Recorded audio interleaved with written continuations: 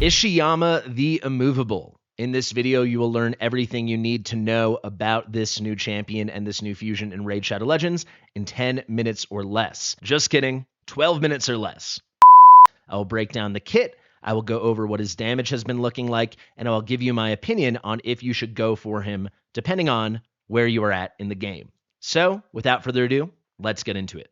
Ishiyama the Immovable is an HP-based legendary Spirit Shadowkin champion that is going to be the next fusion kicking off tomorrow, May the 5th. Happy Cinco de Mayo. So overall, he seems like an HP-based nuker. He's honestly quite good as an HP-based nuker, but certainly he is not super duper top tier. For some players, that will be very, very appealing. For others, it obviously will not. Let's zoom in and let's kick things off with the A1. Another very interesting part of his kit is he has some irresistible debuff abilities, so that can be really helpful in a lot of content. The A1 here, Burning Comet. This is definitely not my favorite skill in his kit. There's some interesting stuff to it, but based on the damage I was seeing, the damage multipliers on this are very underwhelming. So, it attacks one enemy 2 times. Each hit transfers a random debuff from this champion to the target. If this champion is under any debuffs when he is attacked, he will counterattack with this skill. The counterattack is really cool. I heard some content creators saying you wouldn't get many counterattacks because you're not going to have any debuffs on you if you have a good team. It takes a long time in Raid Shadow Legends to have comps where you consistently have fully block debuffed or cleansed units. For anyone that would really benefit from this champion, people in the early game, mid game, people progressing through the game, you're going to have debuffs on you a lot, especially in the arena where I could see this guy being really good as a nuker for those earlier and mid game accounts. It should be a lot of counterattacks. Each hit can then transfer a random debuff from this champion to the target. This probably will be most valuable in the arena where you get annoying debuffs on you and you get to transfer them back. You can build him fully without accuracy. His passive as well as his A2 ability that we're about to discuss both introduce some interesting irresistible debuff mechanics. All in all, this is a fine skill. It is okay. There's cool stuff to it, but it just doesn't hit hard. You wish this hit hard. The other 2 skills hit kind of hard. This one, kind of a fart in that aspect. Let's go to the A2 now. This will be Calculated Volley. This is on a 4-turn cooldown with books. With skill ups, it will go down to a 3-turn cooldown. Also, all the debuffs have a 75% chance to land. With skill ups, with books, it will go up to a 100% chance. This is a single hitter AoE skill. It has a 100% chance when booked of placing a fear debuff, a 25% decreased crit damage debuff, and a 30% decreased crit rate debuff on all enemies for 2 turns. This is a pretty hard-hitting AoE for an HP-based nuker. It's a nice skill. It's got 3 interesting debuffs, though for a lot of content, 3 disappointing debuffs. I'll speak to that in 1 second. But the coolest part of this skill, besides the DPS, is these debuffs cannot be resisted by enemies who are already under 2 or more debuffs. So, if you're bringing a Lydia, putting out AoE decrease defense and weaken, any champion at all bringing out 2 debuffs, for me it will likely be Ugo, AoE decrease defense and block buffs, you are guaranteed to land all 3 of these debuffs. Decreased crit damage and decreased crit rate kind of have a place in Arena, though they are not meta debuffs. Obviously, they're not the most exciting thing for PvE, though because all units that you face in PvE have 15% crit rate, this guarantees that they cannot crit. The fear debuff, I take issue with. He's a legendary champion, make it true fear, but aside from that, I really like this skill. Let's go to the A3 now, finish them off. This is a single hitter nuke move. He attacks one enemy, ignores 25% of the target's defense. He will ignore 50% of the target's defense instead if the target is under 2 or more debuffs. So again, another incentive to make sure the enemy targets are under 2 or more debuffs. If you're running a good comp, even if you're early on in the game, always your enemies should have 2 or more debuffs on them. Of course, there's situations where that won't be the case, but most of the time it will be, and he will be ignoring 50% of the defense. That's really nice. If you've got him in Instinct, that is up to 70%. If you've got him in Savage, that is up to 75%. It is a nice single target move that hits pretty hard. It doesn't hit crazy hard. The multipliers are okay. He makes up for those okay or pretty good multipliers because he's ignoring so much defense, but I do wish this hit a little bit harder. That being said, anyone who's saying he hits like a duck or something, or he hits like a wet noodle, it's just a lie, and you have some kind of late game, end game confusion for what it's like playing this game with an account that doesn't have every character, because this definitely does hit hard, especially when he's shredding so much defense. The final cool thing with this skill, if he gets a kill, he will place a block damage buff on himself for 2 turns. I've seen a lot of CCs put videos out on this guy. I've seen a lot of testing. I had to because I don't have the test server. I can't test for myself. No one seemed to mention that it is a 2-turn duration on the block damage. So that is really powerful, especially in arena where you can decide who you're going to attack and kind of guarantee a kill once you have a good sense of how hard your build on him is hitting.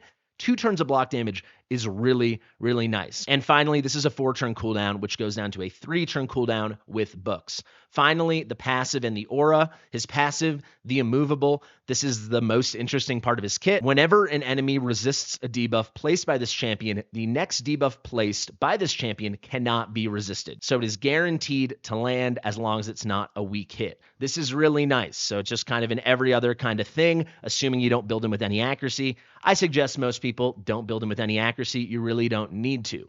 This gives him a lot of opportunities to really be landing all of these debuff transfers from the A1. And if for some reason the enemy doesn't have 2 debuffs or more on them, it lets you start landing these debuffs here with the calculated volley. Even from the calculated volley itself, if you miss the fear, then you're guaranteed the crit damage. It ensures you land some amount of debuffs, and it's pretty dang good. The final part of the passive, a very strong part of his kit. Each debuff placed by this champion increases his max HP by 3%. It stacks up to 30%. So once he's placed 10 debuffs, he has a big 30% max HP boost. He is an HP-based champion. This makes him tankier, and most importantly, makes him hit harder because his main damage scaling stat is HP. And if it wasn't clear, all of these skills scale off of HP.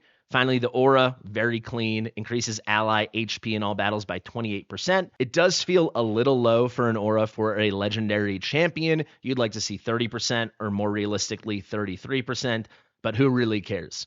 All in all, we've got an HP-based nuker with some irresistible debuffs, some debuff transfer, and some damage and tankiness that ramps up over time over the duration of a fight as he maxes out the last line in that passive.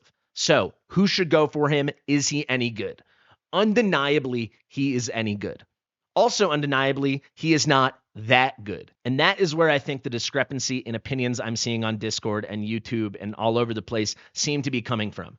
People want fusions to totally suck ass or be Fabian or Armand's god tier level champions. He's absolutely neither of those. If you are late or endgame and you already have a good HP-based nuker, this guy likely is at best as good and very likely worse. So he's a pretty easy skip. The 2 quick things I do want to say to late game and end game players as you decide to go for this fusion. Number 1, in Faction Wars, when the hard mode is added, it's totally possible there's some condition where you need decreased crit damage and decreased crit rate. No one's going to bring it better than him.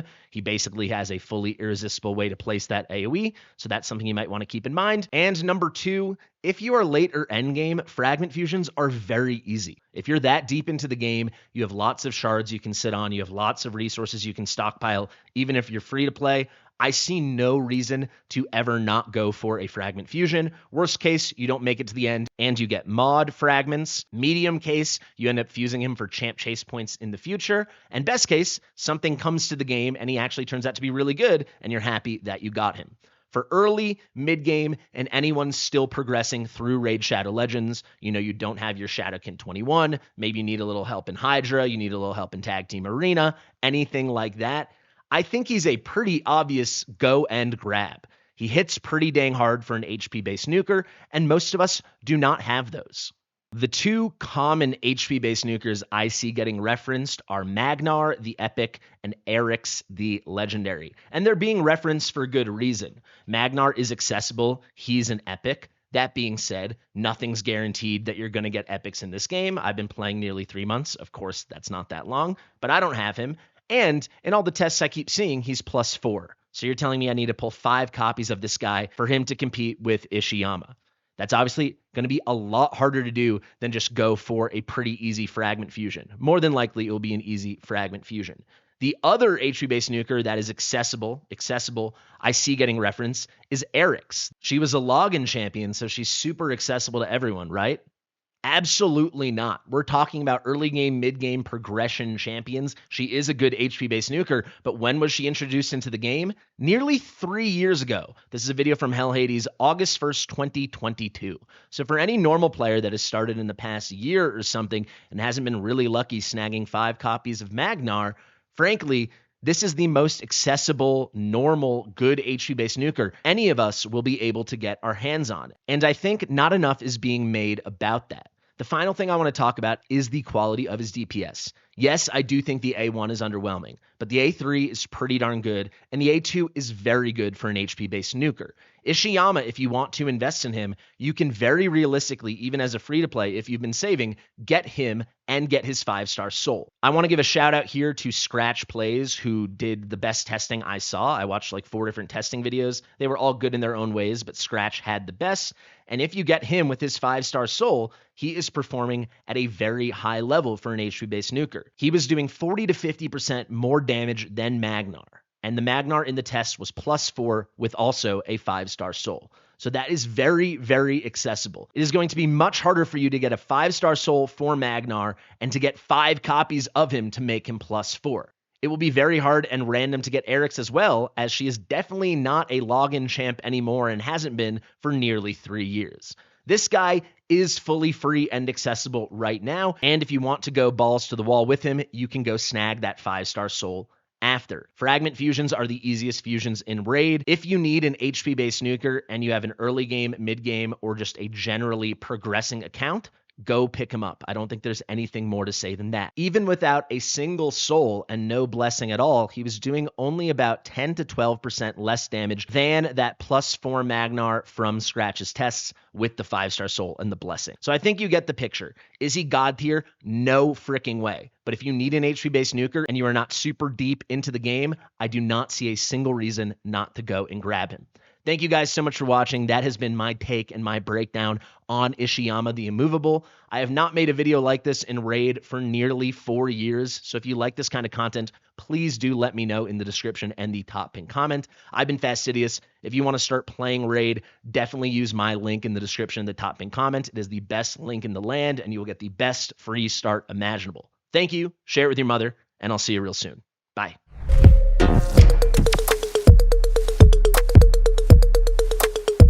Fastidious.